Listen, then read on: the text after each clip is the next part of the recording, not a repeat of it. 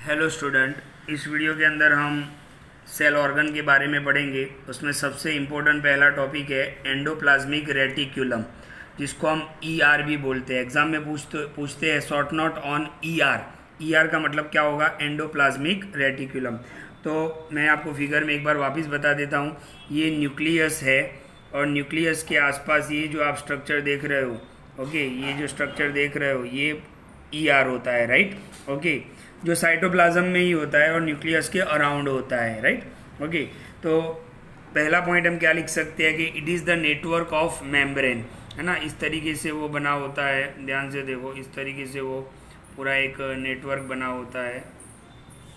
इस तरीके से वो नेटवर्क पूरा बना होता है, ओके, इस तरीके से नेटवर्क होता है।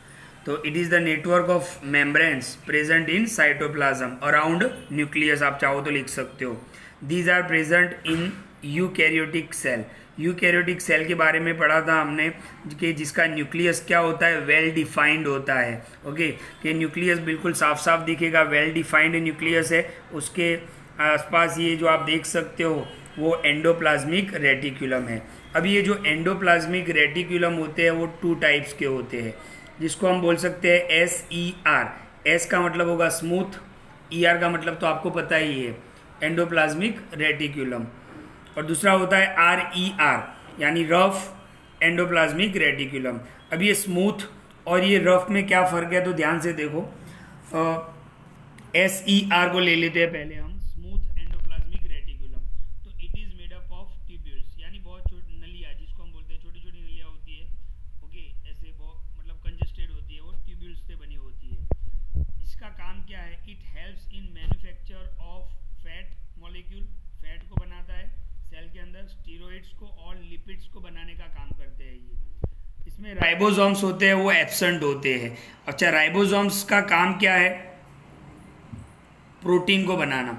अच्छा, राइबोसोम्स SER में एब्सेंट होते हैं, इसीलिए इसको स्मूथ बोला जाता है। यानी मान लो कि ये इस तरीके से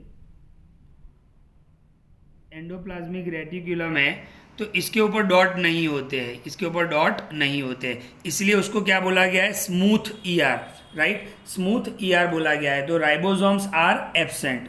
जनरली राइबोसोम्स का काम क्या है? प्रोटीन को बनाना। हम लास्ट में चैप्टर के लास्ट में देखेंगे कि राइबोसोम्स का फंक्शन क्या है और क्या है।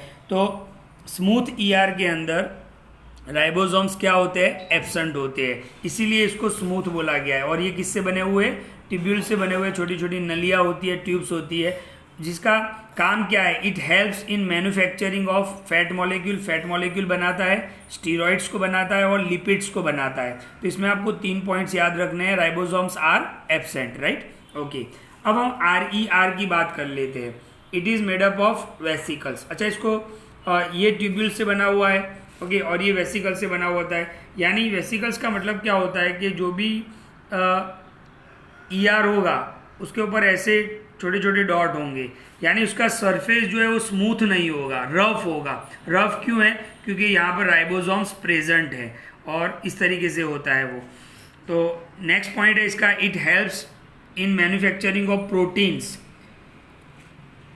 रफ ER प्रोटीन बनाने में हेल्प करता है, क्योंकि रफ ER पे क्या होता है? राइबोसोम्स होते हैं, और राइबोसोम्स का काम ही क्या है? प्रोटीन को बनाना। इसीलिए रफ ER क्या करते हैं? प्रोटीन्स बनाने में हेल्प करते हैं। Okay, also contains ribosomes on its surface. मैंने बताया ना आपको, मान लो कि ये एक एंडोप्लाज्मिक रेटिक्यूलम है, तो इसके ऊपर छोटे छोटे ऐसे डॉट होते हैं।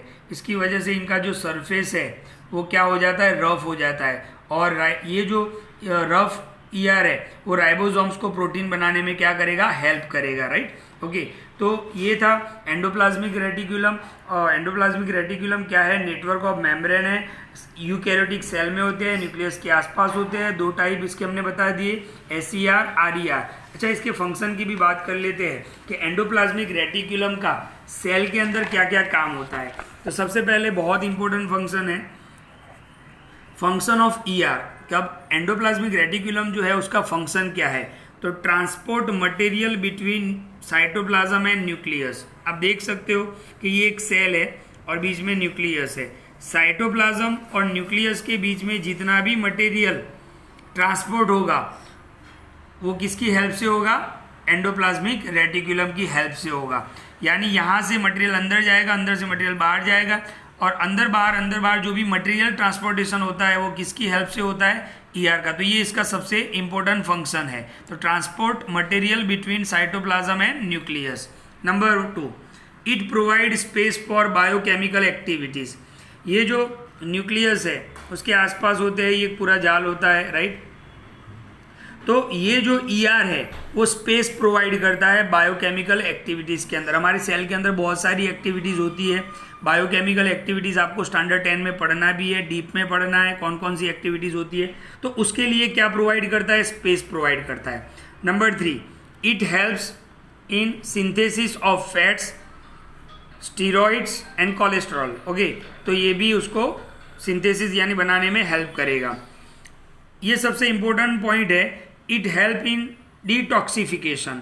यानी मान लो कि सेल के अंदर कोई पॉइजन प्रोड्यूस हो गया है तो उसको डिटॉक्सिफिकेशन करेगा, राइट। उसको मतलब वो जहर को, जो भी पॉइजन बनेगा उसको तोड़ देगा सिंपल सब्सटेंस के अंदर। तो पॉइजनस प्रोडक्ट है उसको क्या करेगा, डिटॉक्सिफिकेशन। यानी जिससे सेल को नुकसान होता है, ऐसी प्रोडक्ट अगर सेल में आ गई तो एंडोप्लाज्मिक रेटिकुलम क्या करेगा, उसको सिंपल सब्सटेंस के अंदर तोड़ देगा या तो उसको डिटॉक्सिफिकेशन कर देगा। ओके, नेक्स्ट इंपॉर्टेंट पॉइंट इसका ये भी है, फंक्शन ये भी है कि हमने देखा है कि जो सेल मेम्ब्रेन होता है, सेल मेम्ब्रेन किससे बना होता है, प्रोटीन और लिपिड से बना होता है। तो ये प्रोटीन और लिपिड जो है वो ये एंडोप्लाज्मिक जो रेटिकुलम है वो उसको प्रोवाइड करता है। इससे जो सेल मेम्ब्रेन जो होता है वो बिल्डअप होता है। तो यहाँ पे लिखा हुआ है some of the proteins and lipids helps. जो प्रोटीन और लिपिड एंडोप्लाज्मिक रेटिकुलम में बनता है उससे क्या बनता है, सेल मेम्ब्रेन बनता है। और इस प्रोसेस को हम बोलते हैं मेम्ब्रेन बायोजेनेसिस। ये वर्ड कभी कभी पूछ लेते हैं एग्जाम में कि मेम्ब्रेन बायोजेनेसिस का मतलब क्या होता है। तो एंडोप्लाज्मिक रेटिकुलम के अंदर जो प्रोटीन और लिपिड बनता है उससे सेल मेम्ब्रेन बनता है, राइट। वो प्रोटीन और लिपिड सेल मेम्ब्रेन बनने में काम लगता है। और सबसे इंपॉर्टेंट बात कि इट ऑल्सो प्रोवाइड प्रोटीन, यानी जो भी प्रोटीन ईआर में बनेगा, एंडोप्लाज्मिक रेटिकुलम में बनेगा, वो सेल के बाकी ऑर्गन तक भी पहुंचाएगा डिपेंडिंग नीड। जितनी ज़रूरत होती है प्रोटीन की तो वो सारा प्रोटीन ईआर एंडोप्लाज्मिक रेटिकुलम वो प्रोटीन को वहाँ पे भेजेगा। और किसकी हेल्प से, गोल्जी बॉडी यानी गोल्जी एपरेटिस। हम नेक्स्ट वीडियो के अंदर गोल्जी बॉडी के बारे में पढ़ेंगे। तो गोल्जी बॉडी की हेल्प लेके ईआर जो है वो प्रोटीन को वेरियस प्लेसेस सेल के अंदर जहाँ जहाँ पर प्रोटीन की नीड होती है वहाँ पर वो उसको सेंड करेगा या तो उसको प्रोवाइड करेगा। तो इस वीडियो को आप बिल्कुल ध्यान से देखो, बहुत ही इंपॉर्टेंट शॉर्ट नोट है। मैं इसकी नोट्स आपको भेज देता हूँ और आपको बार बार ये वीडियो देख के इस पॉइंट को क्लियर कर लेना है।